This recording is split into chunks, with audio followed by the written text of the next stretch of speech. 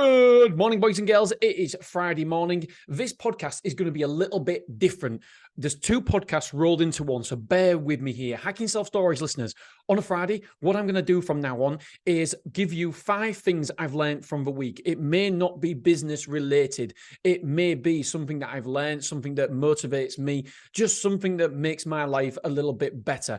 I love learning. I love bettering myself, and this certainly helps for me. And so every single Friday, I'm going to run through 5 things that can change my life and maybe change yours and just have an impact on me. Motivated entrepreneurs listeners, what I'm going to do instead of a motivational tip every single day, for now, I'm going to try and roll this up into one podcast on a Friday and give you 5 takeaways. I'm still going to do my week in numbers on a Monday. This is motivated entrepreneurs listeners. I'm still going to do that on a Monday. What I basically do on Monday, Hacking Self-Storage listeners, on the Motivated Entrepreneurs podcast, Jesus, this is hard, I tell you about what I want to achieve this week, 3 things I want to achieve, and what did I achieve last week, and did I do that? It's a way to articulate my goals and keep me accountable, but also hopefully when my kids are older, they can actually listen to the podcast and think, do you know what? My dad's an absolute loser. He did jack shit this week. Or do you know what? He moved the needle this week because of this. I just think it'll be quite cool to document. That's what I'm doing. Okay, so number 1, what are my learnings this week? And it actually came, my first thing I want to talk about, it came from TikTok. It came from my son watching TikTok, and he was listening to the cost of bottles of water, and it got me interested. I was like, what the hell is this about? And he normally just flicks through. But on this occasion, he listened to it, and it says that a bottle of water is 50 pence or 50 cents in a supermarket. If you then go to a cinema, that same bottle of water might be $2 or £2. If you go to a restaurant, a middle of a road restaurant, that water will be maybe $3 or $4. If you then go to a high-end nightclub or restaurant, that same bottle of water, no difference, it's water. That same bottle of water will be valued at £5 to £10, $5 to $10, whatever it is. So whenever you're feeling down, just remember, you might be in the wrong environment. You might be surrounded by different or wrong people. You might need to change where you are to get value, to get valued. I think that is incredible, because that same bottle of water is worth 50 cents or 50 pence in one location, but in another location, it's valued much higher. There's a great analogy about a car as well, where this dad gives his son this old banged up car. The son basically takes it down to a mechanics, and the mechanics looks at it and says, do you know what? It's not really worth anything. It's only worth scrap. And then he thinks, okay, I'm gonna take it down to this other dealer who deals in slightly older cars. And he says, well, you know what? I can use it for spare parts. I can use it for this, that, and the other. So instead of giving you a scrap price, I can give you maybe $500 for it. The son's like, bloody hell, okay. And then there's this massive antique dealership that only deals in antique car. He takes it down there, and this guy goes, oh my Lord, do you realize what you've got? It's a 1962 Chevrolet or whatever, I don't know. But there was only 7 of these ever made. The value on this car is in excess of £100,000. And again, all that's changed is the environment. That is it. Same car, different environment. So if you ever feel down or don't feel valued, then change your environment, because you might be valued somewhere else. This can work in relationships. This can work with a professional outfit. I know a story where somebody didn't feel valued at a certain location and they've gone to another location. And guess what? That other firm, company values that person much higher. So know your value, my friends, because it is crucial for your happiness. So that's number 1. And I've put here, bottle cost of water. Number 2 that I've learned this week is focus on important things, not urgent things. I was like, oh, tell me more. What is this about? If you're focused on urgent, your day, week, and month are running you. You're not in control. So you're just focused on the urgent things. You are not focused on the important things. Don't get swamped by urgent. Don't get confused that urgent is important. Urgent is not important. Keep asking yourself, is this task I'm doing important or just urgent? This can change your life. And the problem is, if you're focused on urgent things all the time, then it means that you haven't planned your day, week, month out properly. Start planning ahead and change from doing urgent things to important things. Oh, home run. For those of you who can't see the video, I just hit a home run. Literally just did the action. I know, now I feel a bit stupid and probably going red. Right, number 3. Ever heard of a saying? The third thing I've learned.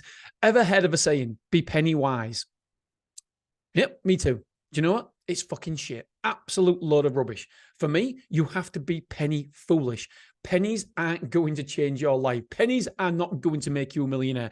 Not having that Starbucks coffee for £3.40 on every single day, bullshit. Have that coffee. That is not going to change your life. Focus on the bigger picture. That, my friends, will keep you skint, keep you poor. Focus on the big money. Focus on the big goals. Don't worry about the stupid coffee every single day. If you want that goddamn coffee, you get that coffee. You enjoy that coffee. Do not focus. And this is contrary to what everybody else tells you and believes. I personally don't believe this. And I live my life this way. And for me, again, it can game change. And it's not for everybody, but it's just what I'm learning. And I think be penny foolish. Go out, enjoy yourself, be penny foolish. Be pound wise, but penny foolish. So be big cost wise, but penny cost foolish. Because, I mean, just for example, your mortgage, where you're going to live, etc. How much you're going to spend on your house. That is big decisions. That is big costs. Be very wise when you're making them decisions. Think through them. Take time. Consider all outcomes. But when you are thinking about spending money on a Diet Coke in services or getting a coffee, bullshit. Just do it. Drink it, enjoy it, spend it. Penny foolish, my friends. Oh, this is really good. Number 4 for me this week. Be careful about people pleasing. When I heard this on this podcast, it's that English guy, used to be on Love Island, but is very, very intelligent. He was interviewing somebody from America. What's her name? Cody Sanchez. And they was talking about being people pleasers. And it really hit a note with me. And I am 100% a people pleaser. And if you always, I'll go from my notes in a minute, but if you always people please, you're not looking after yourself. You're not pleasing you. You're not being there. You're not, I don't know. I'll get to my notes. I probably can explain it in my notes better, but I know I suffer with this. I suffer massively with people pleasing, and I need to change it because sometimes I'm acting, saying, and doing things that I don't really like in myself. I don't really like I'm saying and acting and doing these things because I'm more often than not people pleasing, and I don't want to be doing that. So here's my notes. Be careful about people pleasing. Just say no if you mean no. So example for me, this is not aimed at any particular person or any particular one. No, I'm sorry. This is what you're supposed to say. No, I'm sorry, but I hope you're well. So when you actually say no, you've got to say no and end with no. You cannot continue on. So like, no, not now, but maybe later. That maybe later opens a door for them to come back at you and say, oh, by the way, do you want to do it again? And then you've got to, one, upset that person again, or you've got to make an excuse and that other person will know. Just say no straight away. Just say, no, I'm sorry, but I hope you're well.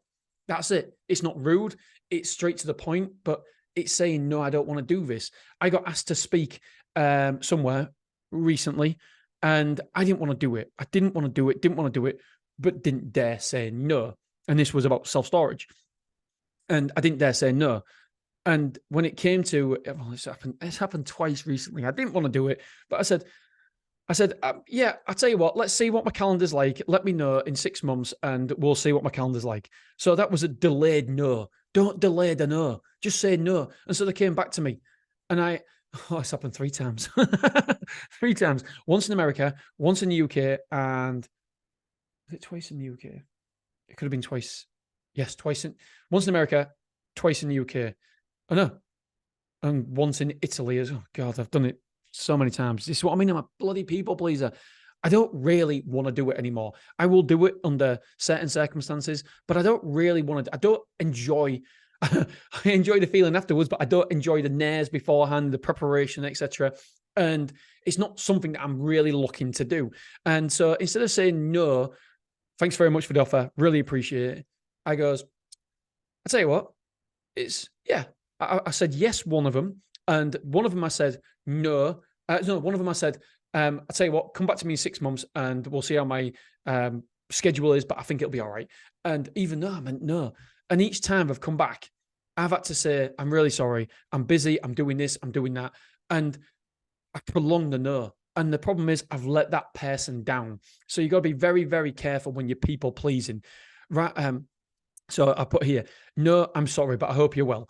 Rather than add something else after it, just say, like I put here, somebody's asked me to come on, well, loads of people keep asking me to come on the podcast. And I really should, by the way, I really should, because I do actually enjoy that medium.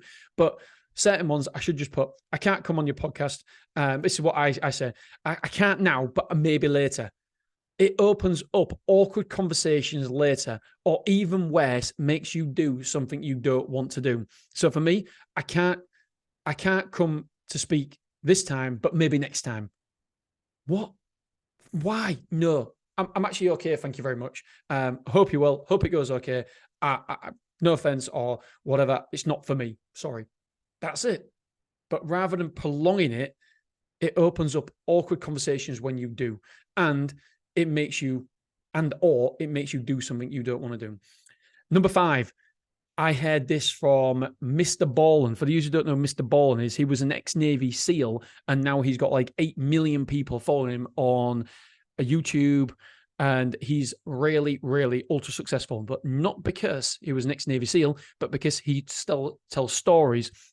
He tells stories basically about true crime, true life, things that happen. It's probably a little bit dark because a lot of the time when he's talking about these things, people get murdered and stuff, or people die.